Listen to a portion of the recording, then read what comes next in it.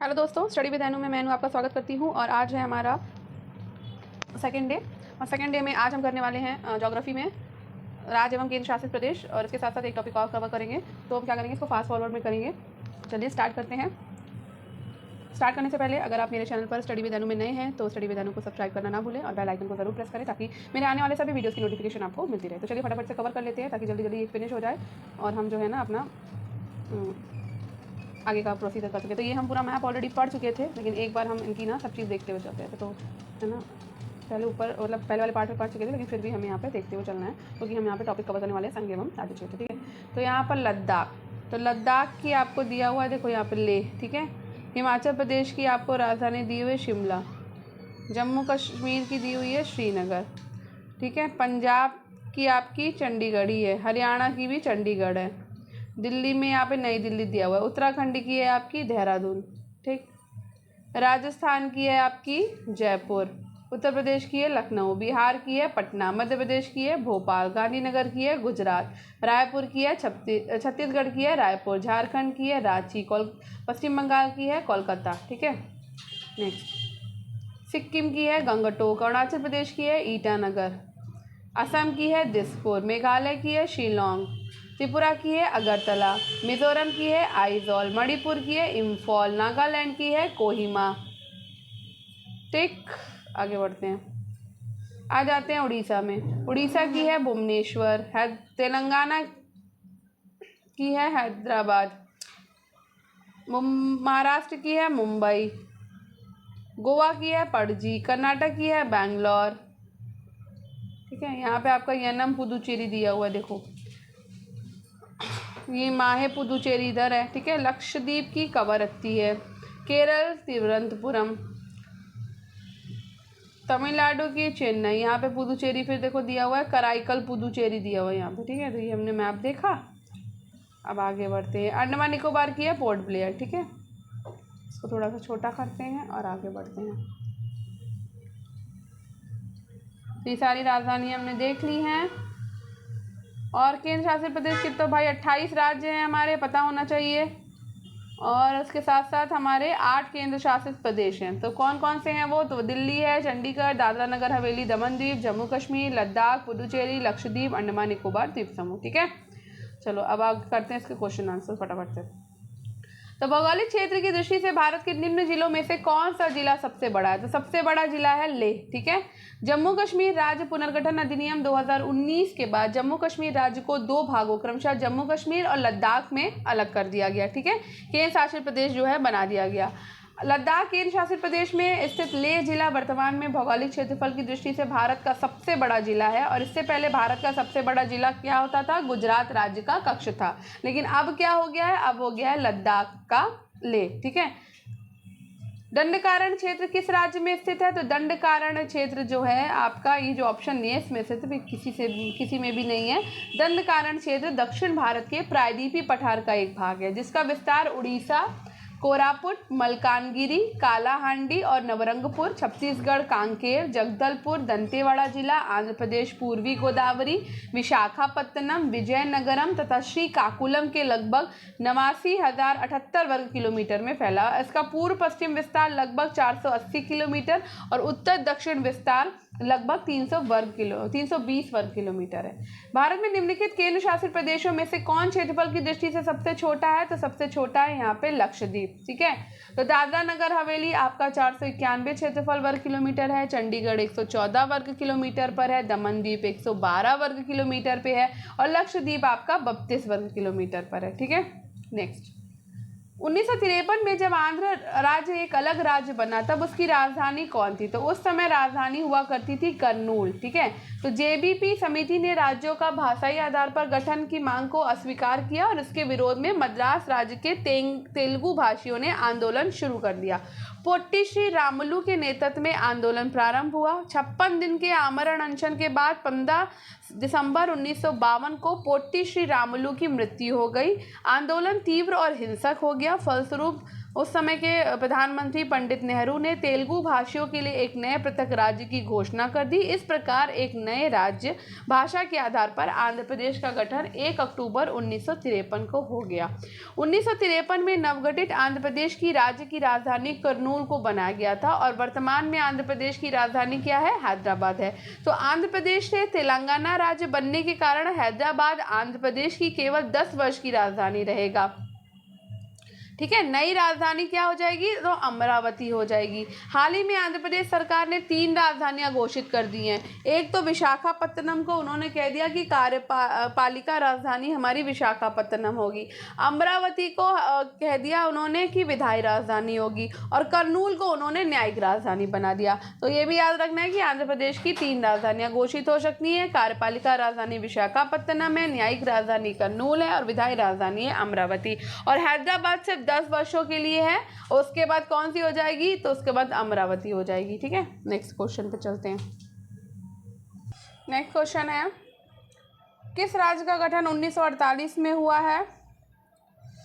तो इसमें से जितने भी ऑप्शन दिए हैं इनमें से किसी भी राज्य का गठन 1948 में नहीं हुआ है। ठीक है, पश्चिम बंगाल जो है वो 1956 के तहत पुनर्गठन हुआ था। असम का 15 अगस्त 1947 में हुआ है। पंजाब का 1 नवंबर 1966 को हुआ, और हिमाचल प्रदेश का जो है वो 25 जनवरी 1971 को हुआ। ठीक है, सिलवासा राजधानी किसकी है? तो सिलवासा राजधानी है दादरा नगर हवेली की। ठीक है, अंडमान निकोबार द्वीप समूह द्वीप समूह की है पोर्ट ब्लेयर, जो कि 8,249 वर्ग किलोमीटर क्षेत्रफल में फैला हुआ है। चंडीगढ़ है 114 किलोमीटर, और दादरा नगर हवेली दमन द्वीप है 603। ठीक है,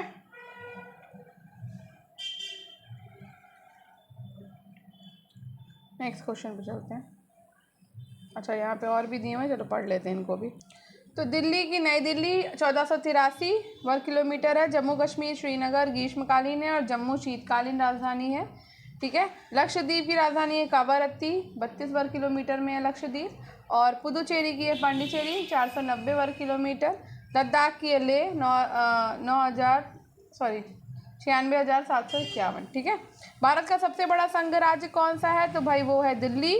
तो भारत का सबसे बड़ा संघ राज्य क्षेत्र दिल्ली था और इसका क्षेत्रफल 1483 वर्ग किलोमीटर है। वर्तमान में भारत का सबसे बड़ा संघ राज्य क्षेत्र जम्मू कश्मीर है। ठीक है, तो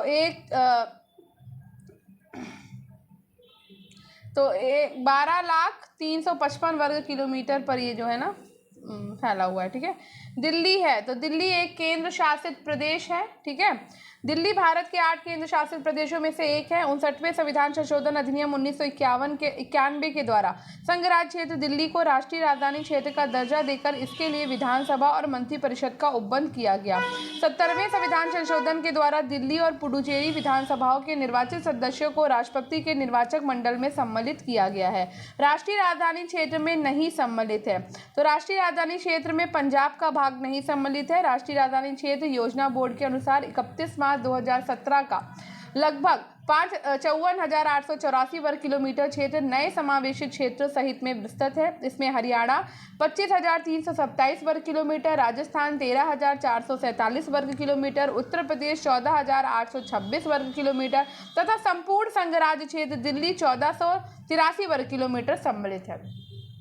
अतः पंजाब राज्य राष्ट्रीय राजधानी क्षेत्र एनसीआर का हिस्सा नहीं है। एनसीआर क्षेत्र के क्षेत्रफल में सर्वाधिक योगदान हरियाणा 46%, 13 जिले का 10%, उत्तर प्रदेश के अतिरिक्त उत्तर प्रदेश के 4 अन्य जिले क्रमशः सहारनपुर, मथुरा, अलीगढ़, बिजनौर को शामिल करने की घोषणा की गई है। राजस्थान 24.6%, 2 जिले और दिल्ली के 2.7% का है। ठीक है, सारनाथ स्थित है, तो सारनाथ स्थित है आपका उत्तर प्रदेश में। सारनाथ उत्तर प्रदेश में वाराणसी के समीप स्थित है। इसी स्थान पर गौतम बुद्ध ने 5 ब्राह्मण सन्यासियों को अपना प्रथम उपदेश दिया था, जिसे धर्म चक्र प्रवर्तन के नाम से जाना जाता है। सारनाथ को ऋषिपत्तनम या मृगदाव के नाम से भी जाना जाता है। सारनाथ में मौर्य सम्राट अशोक महान ने ईंट से 128 फीट ऊंचे धमेक धर्मराजिक बौद्ध स्तूप का निर्माण कराया था। भारत का राज्य चिन्ह सारनाथ स्थित अशोक के सिंह स्तंभ की शीर्ष अनुकृति है। इसे भारत सरकार ने 26 जनवरी 1950 को राष्ट्रीय चिन्ह के रूप में अपनाया। रांची शहर स्थित है, तो रांची शहर स्थित है झारखंड में। रांची शहर झारखंड राज्य में स्थित है। ये शहर झारखंड राज्य की राजधानी है। इसे झारखंड की शिमला की भी संज्ञा दी जाती है। झारखंड राज्य की राजधानी कौन सी है? तो भाई रांची है। ठीक है। निम्न राज्यों में से किसका क्षेत्रफल सबसे कम है? तो तमिलनाडु का क्षेत्रफल सबसे कम है। आंध्र प्रदेश का क्षेत्रफल है 2,75,045 वर्ग किलोमीटर। तेलंगाना बनने के बाद विभाजित आंध्र प्रदेश का क्षेत्रफल है 1,62,968 वर्ग किलोमीटर। गुजरात का क्षेत्रफल है 1,96,024 वर्ग किलोमीटर। कर्नाटक का क्षेत्रफल है 1,91,791 वर्ग किलोमीटर। तमिलनाडु का क्षेत्रफल है 1,30,058 वर्ग किलोमीटर। चेरापूंजी कहाँ स्थित है? तो चेरापूंजी आपको पता होना चाहिए कि चेरापूंजी हमारी कहाँ पर स्थित है। तो चेरापूंजी स्थित है हमारी मेघालय में। ठीक है। तो ये लगभग 1170 सेंटीमीटर वर्षा होती है यहाँ पे। मासिनराम से पहले चेरापूंजी विश्व में सर्वाधिक वर्षा वाला स्थान था और ये स्थान किसको मिल गया है? तो मासिनराम को मिल गया है। ठीक है। नेक्स्ट, भारत के निम्नलिखित राज्यों को उनके क्षेत्रीय आकार के अवरोही क्रम में व्यवस्थित कीजिए। ठीक है। तो अवरोही क्रम आपको समझ में आ रहा है ना, बड़े से छोटा। ठीक। तो यहाँ पे अवरोही क्रम देखो दिया, क्षेत्रफल के राजस्थान, मध्य प्रदेश, आंध्र प्रदेश और उत्तर प्रदेश। ठीक है। तो परंतु वर्तमान में 2 जून 2014 को आंध्र प्रदेश से तेलंगाना अलग हो गया और नया राज्य बन जाने के कारण दिए गए राज्यों का क्षेत्रफल क्या होगा? तो राजस्थान आएगा नंबर 1 पे, दूसरे पे मध्य प्रदेश आएगा, तीसरे पे उत्तर प्रदेश आएगा और चौथे पर आंध्र प्रदेश आएगा। ठीक है। भारत के निम्नलिखित राज्यों को उनके भौगोलिक क्षेत्र के घटते क्रम में व्यवस्थित कीजिए भाई। तो राजस्थान है, फिर महाराष्ट्र है, फिर कर्नाटक आएगा, फिर तमिलनाडु आएगा। ठीक है। तो भारत का कुल क्षेत्रफल 32,87,263 वर्ग किलोमीटर है। ये विश्व के कुल क्षेत्रफल का 2.4% है। भारत का विश्व में क्षेत्रफल की दृष्टि से 7वां स्थान है। ठीक है। भारत का क्षेत्रफल संसार के क्षेत्रफल का लगभग 2.42% है, परंतु इसकी 17% संपूर्ण मानव जाति की 17% जनसंख्या है। ठीक है। तो यहाँ थोड़ा सा पढ़ लेते हैं। भारत का क्षेत्रफल 32,87,263 वर्ग किलोमीटर है। इसको रट लीजिए इसको। जो विश्व के कुल क्षेत्रफल का 2.42% है, ये भी रट लीजिए। भारत का क्षेत्रफल के आधार पर विश्व में 7वां स्थान है, ये भी रट लीजिए। जो इस प्रकार है, तो वो सातों जो है ना नाम है वो भी रटने हैं आपको। रूस नंबर 1 पे, दूसरे पर आता है कनाडा, तीसरे पे संयुक्त राज्य अमेरिका, चौथे पर चीन, 5वें पे ब्राजील, छठे पे ऑस्ट्रेलिया और 7वें पे भारत और 8वें पे अर्जेंटीना। 2011 की जनगणना के अनुसार भारत की कुल जनसंख्या कितनी हो गई है भाई? तो 121,08,54,9777, तो खरबों में पहुंच रही है ये। ठीक है। जो विश्व की कुल जनसंख्या का 17.50% है। जनसंख्या के आधार पर भारत का विश्व में दूसरा स्थान है। जनसंख्या के आधार पर विश्व के 5 प्रमुख देश है। पहला है चीन, दूसरा है भारत, तीसरा है संयुक्त राज्य अमेरिका, चौथा है इंडोनेशिया, 5वां है पाकिस्तान। ये पूरे फैक्ट ये जो पूरा डिस्क्रिप्शन है ना, ये बहुत इंपॉर्टेंट है, इसको रट लीजिए। ठीक है। चलिए नेक्स्ट क्वेश्चन पे चलते हैं।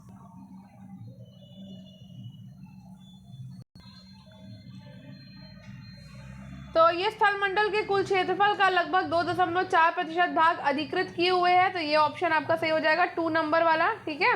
और 4 नंबर सही हो जाएगा कि पूर्वी देशांतर 42 डिग्री 30 पूर्वी देशांतर का उपयोग भारतीय मानक समय को निर्धारित करने के लिए किया जाता है। ठीक है। नेक्स्ट, तो भारत विश्व का 7वां बड़ा देश है। क्षेत्रफल के अनुसार भारत में बड़े देश रूस, कनाडा, संयुक्त राज्य अमेरिका, चीन, ब्राजील, ऑस्ट्रेलिया। भारत का भौगोलिक क्षेत्रफल 32,87,263 वर्ग किलोमीटर है, जो विश्व के कुल क्षेत्रफल का 2.43% है। भारत उष्ण और उपोष्ण दोनों कटिबंधों में स्थित है, ना कि उष्ण कटिबंध में। 82 डिग्री 30 पूर्वी देशांतर का उपयोग भारतीय मानक समय को निर्धारित करने के लिए किया जाता है। ठीक है।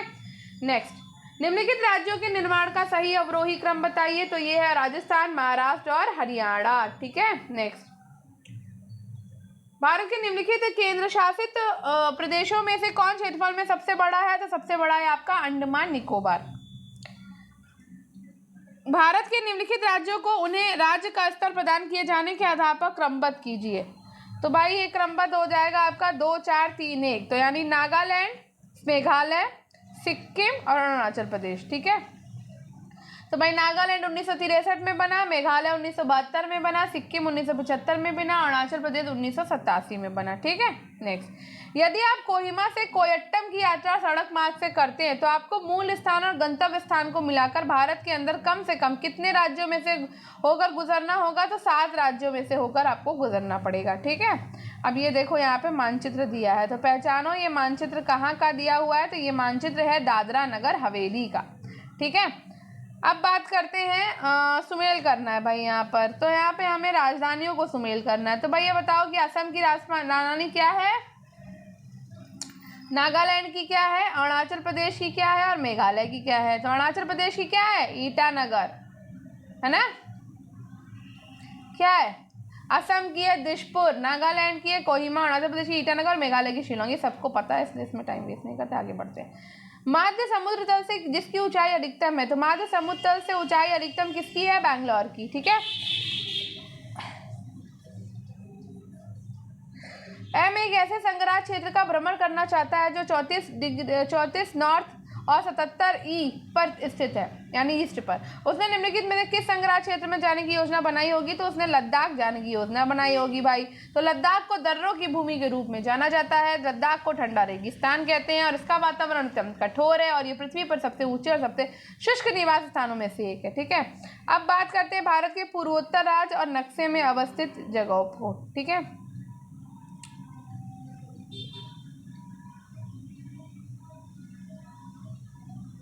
तो भाई यहाँ 3 नंबर पे कौन आ जाएगा?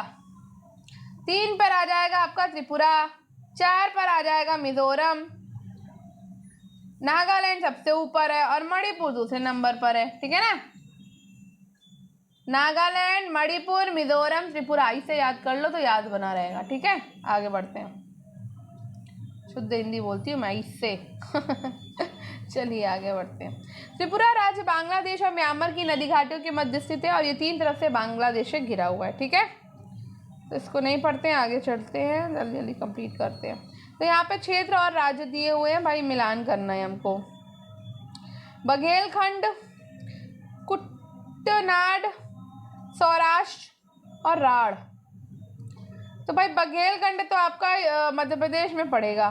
ठीक, सौराष्ट्र हमारा गुजरात में पड़ेगा, राढ़ और कुट्टनाड आपका केरल में पड़ेगा, राढ़ पड़ेगा पश्चिम बंगाल में। अब देख लेते हैं हमने सही मिलान किया है कि नहीं। तो बघेलखंड एमपी में हमने भाई सही मिलाया था, कुट्टनाड केरल में सही मिलाया था, सौराष्ट्र गुजरात में सही मिलाया था और राढ़ हमारा पश्चिम बंगाल में सही मिलाया था। ठीक है, चलो आगे बढ़े। भारतीय राज्यों पर विचार करो भाई, छत्तीसगढ़, तेलंगाना, आंध्र प्रदेश, उत्तराखंड और तमिलनाडु। अब पूछ रहे हैं कि कौन से क्रमशः बृहत्तम और लघुत्तम है भौगोलिक क्षेत्र के आधार पर। तो भाई आपका भौगोलिक बृहत है आंध्र प्रदेश और लघु है आपका उत्तराखंड यहाँ पे। ठीक है, लेकिन भारत का सबसे बड़ा क्षेत्रफल वाला राज्य कौन सा है? राजस्थान है। और न्यूनतम कौन सा है? गोवा है। ये बात याद रखनी है। कश्मीर क्षेत्र के निम्नलिखित स्थानों पर विचार कीजिए। तो भाई दक्षिण की ओर उत्तर से दक्षिण लगाना है। ठीक है,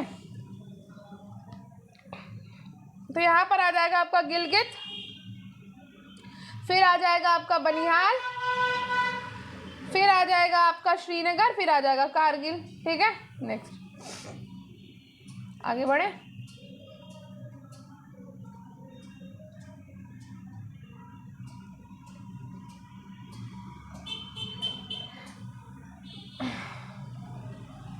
इसको छोड़ देते हैं, आगे बढ़ते हैं। ये वाला गुजरात के कच्चे रूपरेखा मानचित्र पे चलते हैं हम लोग हैं।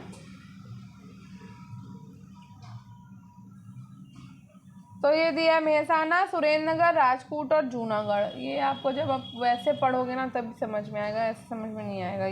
ये मैप पे समझ में आएगा। तो मैं मैप किसी दिन कराऊंगी तो तब मैं इसको ना पूरा अच्छे से डिस्क्राइब कर दूंगी, क्योंकि ऐसे ही नहीं समझ में आएगा। ठीक है, इस क्वेश्चन को भी छोड़ते हैं हम। कुछ चीज़ें जो हैं वो हमें मैप से ही पढ़नी पड़ती हैं, वो मैप से ही तैयार भी होती हैं। ठीक है, बिना अंतर्राष्ट्रीय सीमाओं से लगे स्थलबद्ध राज्यों में कौन से राज्य भारत में अधिकतम उत्तरी, दक्षिणी, पूर्वी और पश्चिमी राज्य है? तो हमें ये बताना है। तो यहाँ पर आएगा हरियाणा, तेलंगाना, झारखंड और मध्य प्रदेश। ठीक है, चार दक्षिणी राज्य आंध्र प्रदेश, कर्नाटक, केरल और तमिलनाडु में से कौन सा सबसे अधिक भारतीय राज्यों के साथ सीमावर्ती है? तो भारतीय राज्यों के साथ सबसे ज्यादा सीमावर्ती कौन सा है? तो आंध्र प्रदेश के साथ उड़ीसा, छत्तीसगढ़, तेलंगाना, कर्नाटक और तमिलनाडु राज्यों की सीमाएं जो हैं वो स्पर्श करती हैं। ठीक है, जबकि कर्नाटक की सीमा महाराष्ट्र, तेलंगाना, आंध्र प्रदेश, तमिलनाडु, केरल, गोवा राज्यों की सीमा को स्पर्श करती है। तथा तमिलनाडु की सीमा केरल, कर्नाटक, आंध्र प्रदेश को स्पर्श करती है। जबकि वर्तमान समय में कर्नाटक सर्वाधिक 6 राज्यों की सीमाओं को छूता है, लेकिन प्रश्नकाल के समय तेलंगाना राज्य का गठन नहीं हुआ था।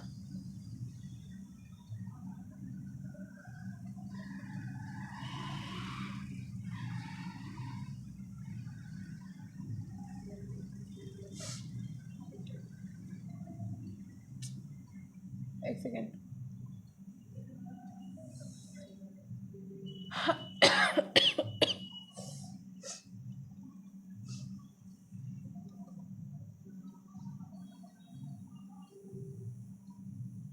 छत्तीसगढ़ की सीमा उभयनिष्ठ नहीं है, तो छत्तीसगढ़ की सीमा जो है वो बिहार के साथ उभयनिष्ठ नहीं है। ठीक है, भारत का कौन सा राज्य अधिकतम राज्य सीमाओं को छूता है? तो यूपी जो है वो अधिकतम राज्य सीमाओं को छूता है। ठीक है, छत्तीसगढ़ को छूता है, मध्य प्रदेश को, राजस्थान को, हरियाणा को, दिल्ली को, हिमाचल प्रदेश को, उत्तराखंड को, बिहार को, झारखंड को। तो कितने हो गए? 1 2 3 4 5 6 7 8 9। ठीक है, 9 राज्यों को यूपी की सीमा छूती है। मध्य प्रदेश जो है वो 5 को छूते हैं, छत्तीसगढ़, महाराष्ट्र, गुजरात, राजस्थान और उत्तर प्रदेश।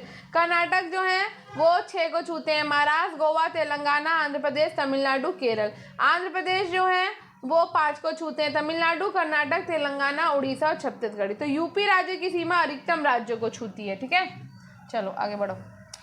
आगे का क्वेश्चन है, कौन सा एक सबसे अधिक पूर्व की ओर अवस्थित है? तो भाई बताओ यहाँ पे सबसे अधिक पूर्व में कौन सा आ जाएगा? तो ये आ जाएगा आपका लखनऊ। लखनऊ जो है वो सबसे पूर्व में है। भोपाल मध्य प्रदेश की, हैदराबाद तेलंगाना की तथा बेंगलुरु कर्नाटक की राजधानी है। नेक्स्ट, असम कुल मिलाकर कितने राज्यों और केंद्र शासित क्षेत्रों से घिरा है? तो भाई ये घिरा है 7 से। तो असम राज्य को पश्चिम बंगाल, मेघालय, त्रिपुरा, मिजोरम, मणिपुर, नागालैंड, अरुणाचल प्रदेश अर्थात 7 राज्यों की सीमा छूती है और 2 देश भूटान और बांग्लादेश की सीमा भी असम राज्य से मिलती है। ठीक है, नेक्स्ट, कौन सा एक भारतीय राज्य बृहत्तम संख्या में राज्यों की सीमाओं से लगा हुआ है? तो वो है भाई आपका महाराष्ट्र और दूसरा है आपका असम। किस एक की सीमाएं अन्य राज्यों की अधिकतम संख्या के साथ साझा करती हैं? तो यह है आपका छत्तीसगढ़ इस विकल्प में। ठीक है, तो यहाँ पर हमारा ये वाला फिनिश हो जाता है। अब हम डी वाला टॉपिक कर लेते हैं जल्दी से, सीमावर्ती, क्योंकि टाइम हो रहा है तो मैं आधा घंटे से ऊपर का वीडियो नहीं करना चाहती हूँ। थोड़ा बहुत ऊपर नीचे हो जाएगा तो आप एडजस्ट करिएगा, इसलिए मैं बहुत फास्ट फॉर्मेट में करा रही हूँ। तो चलो फटाफट से कर लेते हैं। तो भाई पहला दिया हुआ है, भारत और पाकिस्तान के बीच सीमा निर्धारित की गई थी। तो भाई भारत और पाकिस्तान के बीच में आपकी सीमा निर्धारित की गई थी रेड क्लिफ रेखा। ठीक है, कौन सी रेखा? Red Cliff. ठीक है, अब यहाँ पे बात करते हैं कि मैकमोहन रेखा। तो मैकमोहन रेखा आपकी चीन और भारत के बीच में है। मैगी नॉट है फ्रांस और जर्मनी के बीच में। रेड क्लिफ है भारत पाकिस्तान के बीच में और ये 15 जून 1947 को तय की गई थी।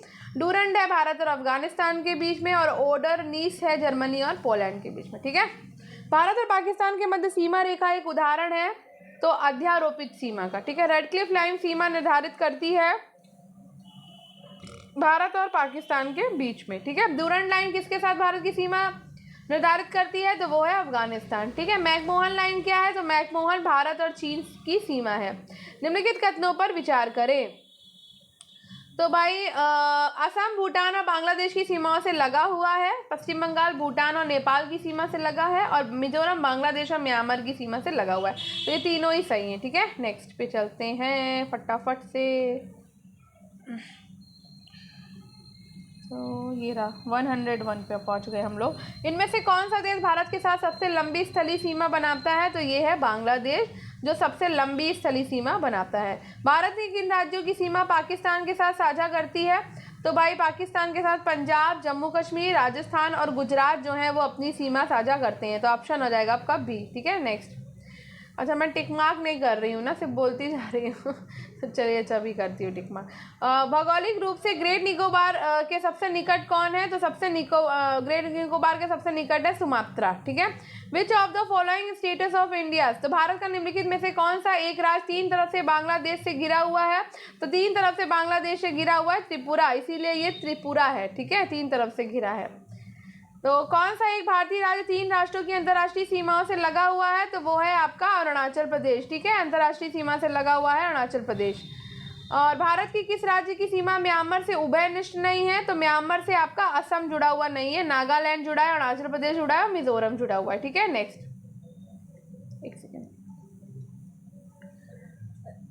किस राज्य की सीमा बांग्लादेश से नहीं मिलती है? तो भाई आपकी मणिपुर की जो सीमा है वो बांग्लादेश से नहीं मिलती है, ठीक है। नेक्स्ट,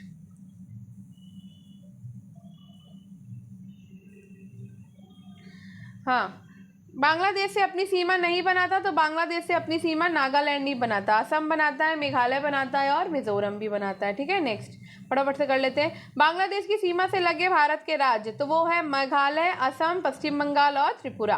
किस भारतीय राज्य की सीमाएं भूटान राज्य के साथ नहीं मिलती हैं? तो भूटान के साथ जो है वो मेघालय नहीं मिलता, भूटान से सिक्किम मिलता है, अरुणाचल प्रदेश मिलता है आपका, और ये आपका पश्चिम बंगाल मिलता है, ठीक है। नेक्स्ट, भारत के किस राज्य की सीमा नेपाल, भूटान और चीन तीन देशों से मिलती है? तो वो है आपका सिक्किम, ठीक है। नेक्स्ट,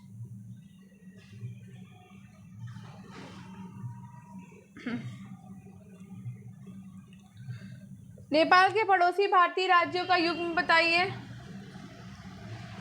तो ये है आपका सिक्किम और बिहार। नेक्स्ट, भारत के निम्नांकित राज्यों में से किसके तीन तरफ अंतर्राष्ट्रीय सीमाएं हैं? तो तीन तरफ अंतर्राष्ट्रीय सीमाएं हैं त्रिपुरा के, ठीक है। कौन सा भारतीय राज्य भूटान के साथ सीमा नहीं बांटता? तो बिहार भूटान के साथ सीमा नहीं बांटता, सिक्किम, अरुणाचल प्रदेश और असम बांटते। भारत के अपने पड़ोसी देशों के मध्य अंतर्राष्ट्रीय सीमा के विस्तार का आरोही क्रम बताइए। तो ये है नेपाल, पाकिस्तान, चीन और बांग्लादेश, ठीक है।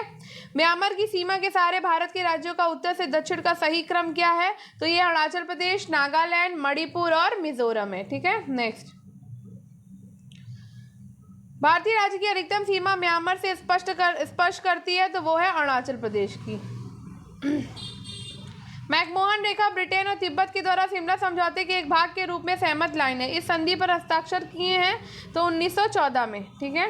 नेक्स्ट, कौन सा भारतीय राज्य दो अथवा अधिक देशों के साथ अंतर्राष्ट्रीय सीमा को साझा नहीं करता? तो ये है आपका त्रिपुरा, ठीक है। और नवनिर्मित राज्य तेलंगाना कितने राज्यों से घिरा हुआ है? तो ये 5 राज्यों से घिरा हुआ है तेलंगाना आपका, ठीक है। और भारत के कितने राज्यों संग्रह क्षेत्रों को 2 से अधिक अंतर्राष्ट्रीय सीमाएं हैं? तो ये है आपकी 4।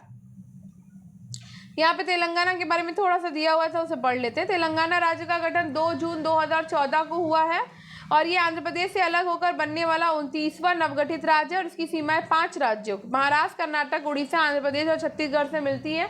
और वर्तमान में कितने राज्य हैं? तो वर्तमान में 28 राज्य हैं, ठीक है। भारत के कितने राज्यों संग्रह क्षेत्रों को 2 से अधिक सीमा? तो अभी बताया मैंने 2, ठीक है।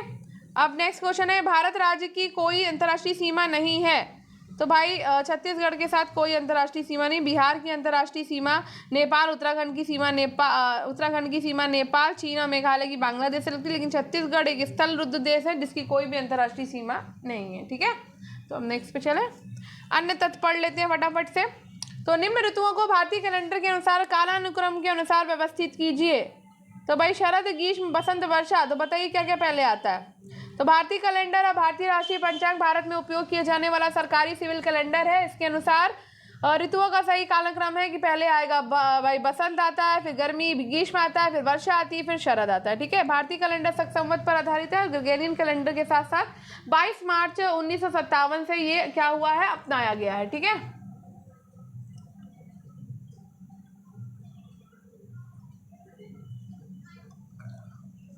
चैत्र इस कैलेंडर का प्रथम माह है, जबकि फागुन क्या है, इसका अंतिम माह है, ठीक है। क्षेत्रफल की दृष्टि से भारत का विश्व के देशों में कौन सा स्थान है? तो 7वां स्थान है, ठीक।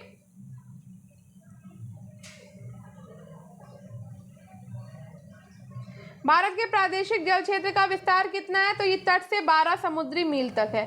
समुद्र में भारत की प्रादेशिक सीमा का विस्तार कहाँ तक है? तो ये 12 समुद्री मील तक है। ठीक है। सिक्किम के संबंध में कौन सा कथन सही है? तो सिक्किम के संबंध में आपका कथन सही है।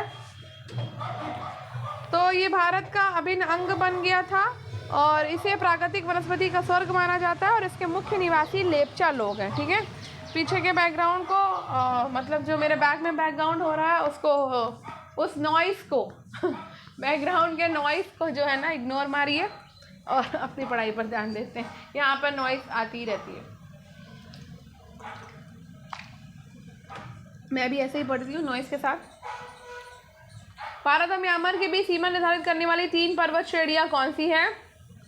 तो भाई भारत और म्यांमार के मध्य आराकाना, योमा, राखिन, नागा, चिन और लुशाई मीजो पहाड़ियाँ पाई जाती हैं। खासी पर्वत श्रेणी पटकाई रेंज का ही एक पार्ट है, लेकिन इसका विस्तार मेघालय राज्य में है, ना कि भारत और म्यांमार सीमा पर। भारत में कितने जिले हैं? तो 2011 की जनगणना के अनुसार उस समय भारत में जिलों की संख्या 640 थी और वर्तमान में 2022 में 725 तक हो गई है। याद रखिए। कौन सा मरुस्थल है भाई? तो मरुस्थल है आपका यहाँ पर सिंधु क्षेत्र। ठीक है। अब यहाँ पे सूची 1 और सूची 2 दिया हुआ, इसका मिलान कर लेते तो दिल्ली जो है वो अर्धशुष्क है, मुंबई उष्ण आर्द्र है, जोधपुर आपका शुष्क है और शिलांग आपका आर्द्र है। ठीक है। देश में निम्नलिखित में से कौन सा भौगोलिक क्षेत्र सबसे प्राचीन है? तो सबसे भौगोलिक प्रायद्वीपीय पठार प्राचीन गोंडवाना लैंड भूमि का भाग है जो आर्कियन काल की चट्टानों से बना त्रिभुजाकार आकृति में है। इसका विस्तार 16 लाख वर्ग किलोमीटर है। ये भारत का सबसे बड़ा भौतिक प्रदेश और उपमहाद्वीप का सबसे प्राचीनतम भूखंड है। इसकी औसत ऊंचाई 600 से 900 मीटर है। अरावली, राजमहल और शिलांग की पहाड़ियाँ इसके उत्तर में और दक्षिण में कन्याकुमारी तक इसका विस्तार है। निम्नलिखित भारतीय शहरों को पश्चिम से पूर्व की ओर उनकी अवस्थिति के अनुसार व्यवस्थित कीजिए। तो ये है आपका पहला आ जाएगा जोधपुर, फिर आ जाएगा आपका भोपाल, बिलासपुर और रांची। ठीक है। नेक्स्ट, भारत के निम्नलिखित स्थानों पर विचार करो भाई, इनको भी कालानुक्रम हमें सजाना है। तो यहाँ पर आ जाएगा इम्फॉल, ईटानगर, आइजॉल और अगरतला। ठीक है। नेक्स्ट, डंकन जल संधि किसके बीच स्थित है? तो डंकन जल संधि आपकी स्थित है दक्षिण अंडमान और छोटा अंडमान के बीच में। ठीक है। नेक्स्ट, अब यहाँ पे पहाड़ी स्थान और मानचित्र में इसका स्थान बताना है, तो इसको हम छोड़ देते हैं, आगे बढ़ते हैं। ठीक है। और एक में पूरे वर्ष के दौरान सूर्य की ऊर्ध्वाधर किरणें कभी नहीं पड़ती, तो वो है आपका श्रीनगर। श्रीनगर में सूर्य की ऊर्ध्वाधर किरणें पूरे वर्ष के दौरान नहीं पड़ती हैं, जबकि चेन्नई, मुंबई और कोलकाता में सूर्य की किरणें ऊर्ध्वाधर पड़ती हैं। ठीक है। अब बात करते हैं पाक खाड़ी किनके बीच है? तो भाई पाक खाड़ी हमारी जो है वो भारत और श्रीलंका के बीच है, जो मन्नार की खाड़ी और बंगाल की खाड़ी को जोड़ती है। इसे पाक जलडमरू मध्य भी कहा जाता है, जो दोनों देशों के बीच स्थित है। कच्छ की खाड़ी और खंबात की खाड़ी गुजरात राज्य में स्थित है। लक्षद्वीप एवं मालदीव को 9 डिग्री चैनल अलग करती है, जबकि अंडमान निकोबार को 10 डिग्री चैनल अलग करती है। ठीक है।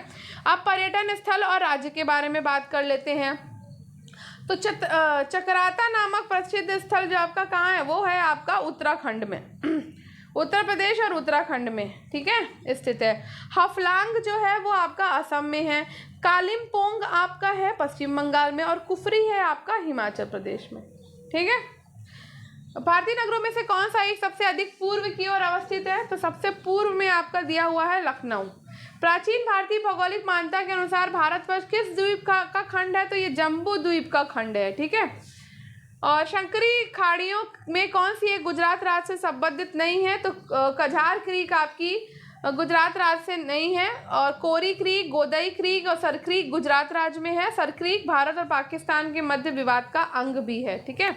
तो यहाँ पर हमारा टॉपिक हो जाता है फिनिश। अब दूसरा वाला टॉपिक हम नेक्स्ट डे करेंगे, पर्वतीय पठारी और मैदानी क्षेत्र। तो आई होप आपको ये वीडियो पसंद आया होगा। मैंने बहुत फास्ट फॉरवर्ड में कराने की कोशिश की है, क्योंकि हमें और भी सब्जेक्ट्स करने हैं और ये ऑलरेडी ज्योग्राफी बहुत बड़ा है और अभी तो हमने इंडियन ही शुरू किया है। तो जितना फास्ट हम कर सकते हैं उतना फास्ट करें, क्योंकि अभी एग्जाम में टाइम बिल्कुल नहीं बचा है। तो मैं कोई भी फालतू क्वेश्चन नहीं करा रही हूँ जिनके आने के चांसेस ज़्यादा हैं, या मतलब जो लग रहा है कि वो आएंगे तो उतना ही करा रही हूँ ना, जो फालतू में वैसे दिया, या फिर जो आपके मैप से हैं तो वो मैप से ही समझ आएंगे। तो मैं मैप एक दिन आराम से करा दूंगी आपको, तो मैप से जितने भी फैक्ट्स हैं वो निकल के बाहर आ जाएंगे सारे। ठीक है। तो उन पर ध्यान नहीं देते हैं, जो मैं कराती जा रही हूँ बस फास्ट फॉरवर्ड में करा रही हूँ, उसके लिए मैं कुछ नहीं कर सकती, क्योंकि वो अब टाइम बचा भी नहीं है। तो फास्ट फॉरवर्ड में ही करना पड़ेगा हमें, क्योंकि एक तरीके से हम ये रिवीजन ही कर रहे हैं, पढ़ तो रहनी है, तो इसलिए ऐसे ही करना पड़ेगा और ऐसे ही करिए। तो अब उसके लिए मैं भी फटाफट पढ़ रही हूँ, आप भी फटाफट पढ़िए। तो चलिए, आपका दिन शुभ हो। और अगर आपके लिए थोड़ा सा भी यूजफुल रहा हो, क्योंकि आधे घंटे का वीडियो हो चुका है, मैं आधे घंटे से ऊपर का वीडियो नहीं बनाना चाहती, क्योंकि आप लोगों को भी अपनी सेल्फ भी पढ़ाई करनी होती है, थोड़ा बहुत आप मेरे से भी हेल्प ले रहे हो, तो मैं नहीं चाहती कि आपका पूरा टाइम मेरे वीडियोस देखने में ही जाए। तो मैं ये भी बोलूँगी, तो बस 3-4 बार इसको सुन लीजिएगा, तो आपका काम हो जाएगा। तो आई होप आपको ये वीडियो पसंद आया होगा, आपके लिए हेल्पफुल रहा होगा। तो हेल्पफुल रहा होगा, दूसरों को भी इसको शेयर करिए, वीडियो को लाइक करिए, शेयर करिए, कमेंट करिए। और आप और किस सब्जेक्ट को करवाना चाहते हैं वो भी मुझे बताइए। मैं भी हिंदी शुरू कर चुकी हूँ, और पॉलिटिकल चल रहा है, आपका करंट समसामयिकी चल रहा है, और ये ज्योग्राफी भी स्टार्ट हो चुकी है। तो धन्यवाद, आपका दिन शुभ हो, पढ़ते रहिए, सफलता जरूर मिलेगी।